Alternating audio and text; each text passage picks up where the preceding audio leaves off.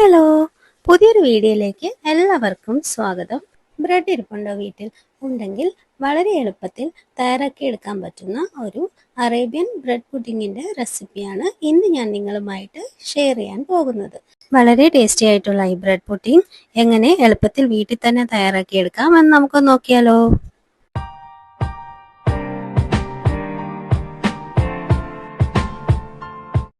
Bread pudding ഉണ്ടാക്കാനായിട്ട് ആദ്യം തന്നെ ഞാനിവിടെ കുറച്ച് ബ്രെഡ് എടുത്തിട്ടുണ്ട്. അതിൻ്റെ സൈഡൊക്കെ നമുക്കൊന്ന് കട്ട് ചെയ്തിട്ടെടുക്കാം. ഈ കട്ട് ചെയ്ത് മാറ്റിയ സൈഡൊക്കെ നമുക്ക് ബ്രെഡ് ക്രംസ് ഒക്കെ ഉണ്ടാക്കാനായിട്ട് യൂസ് ചെയ്യാം കേട്ടോ. അങ്ങനെ ഞാനിവിടെ അരികെ കട്ട് ചെയ്ത ഒരു 6 സ്ലൈസോളം ബ്രെഡ് എടുത്തിട്ടുണ്ട്. ഇത് മതിയായിരിക്കും.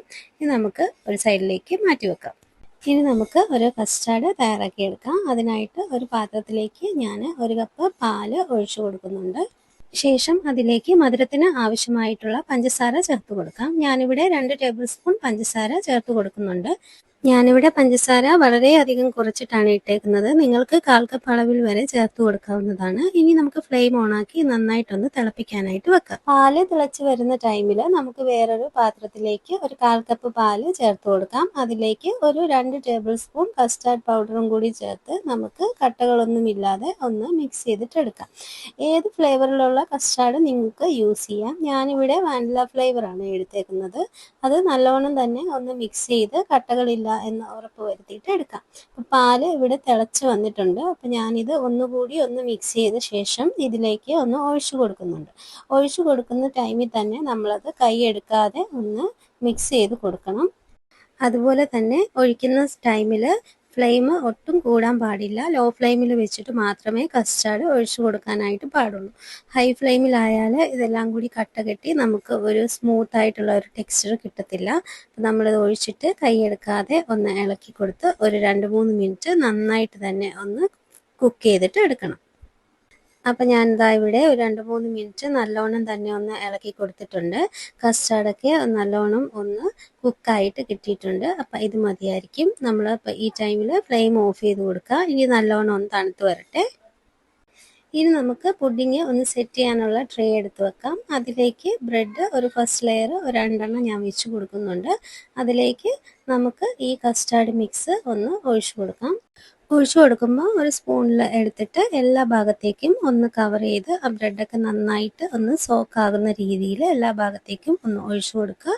ശേഷം അതിന് മുകളിലേക്ക് സെക്കൻഡ് ലെയർ വെച്ച് കൊടുക്കുക. എന്നിട്ട് കസ്റ്റാർഡ് അതുപോലെ തന്നെ നമുക്ക് ഒഴിച്ച് എല്ലാ ഭാഗത്തേക്കും ഒന്ന് സ്പ്രെഡ് ചെയ്ത് ആ ബ്രെഡ് നമുക്ക് ഒന്ന് സോക്ക് ചെയ്തിട്ടെടുക്കാം. ഇനി നമുക്ക് അതിന് മുകളിലേക്ക് 3ാമത്തെ ലെയർ കൂടി ഒന്ന് വെച്ച് കൊടുക്കാം.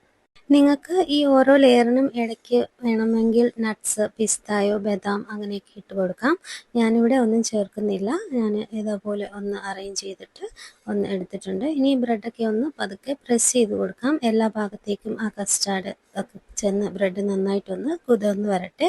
ഇനി ഇതിന് മുകളിലേക്ക് ഒരു ലെയർ കൂടി നമുക്ക് അപ്ലൈ ചെയ്ത് കൊടുക്കണം. അതിനായിട്ട് ഒരു 1/4 കപ്പ് അളവിൽ വിപ്പിംഗ് ക്രീമും ഒരു 2 ടേബിൾ സ്പൂൺ കണ്ടൻസ്ഡ് മിൽക്കും കുറച്ച് വാനില എസൻസും കൂടി ബീറ്റ് ചെയ്തിട്ട് നിങ്ങൾക്ക് ഇതിന് മുകളിലേക്ക് ഒന്ന് ചേർത്ത് കൊടുക്കാം.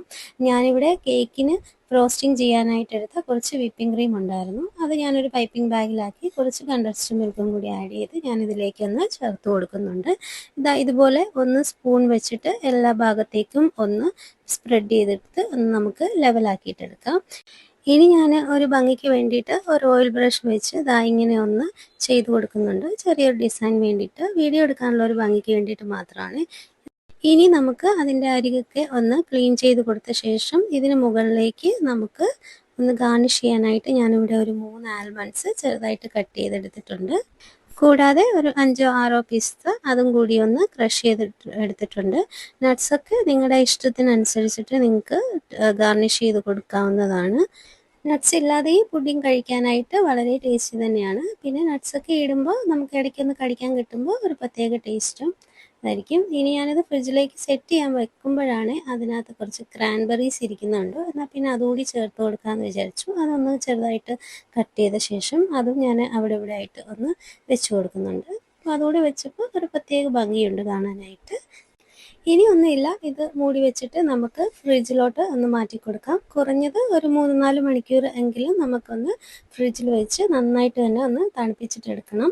എത്രത്തോളം തണുപ്പിക്കുന്നോ അത്രത്തോളം ടേസ്റ്റുമായിരിക്കും. അതുപോലെ തന്നെ ബ്രെഡൊക്കെ നമുക്ക് നന്നായിട്ട് സോക്കായിട്ടും കിട്ടും.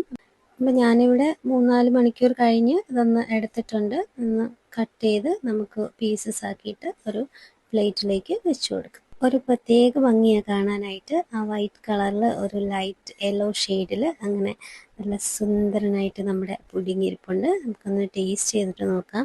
വളരെ നല്ല ടേസ്റ്റും നല്ല സോഫ്റ്റുമാണ്. ബ്രെഡൊക്കെ നല്ലോണം തന്നെ സോക്കായിട്ടുണ്ട്. അപ്പം നിങ്ങൾ ഈ പുഡിങ് ഈ രീതിയിലൊന്ന് ഉണ്ടാക്കി നോക്കണേ. നിങ്ങൾക്ക് തീർച്ചയായും ഇഷ്ടപ്പെടും. വീഡിയോ കാണുന്ന കൂട്ടുകാർ സബ്സ്ക്രൈബ് ചെയ്യാതെ കാണുവാണെങ്കിൽ പ്ലീസ് ഒന്ന് സബ്സ്ക്രൈബ് ചെയ്ത് സപ്പോർട്ട് ചെയ്യണേ. പുതിയൊരു വീഡിയോയുമായി കാണുന്നത് വരെ thanks for watching and bye bye.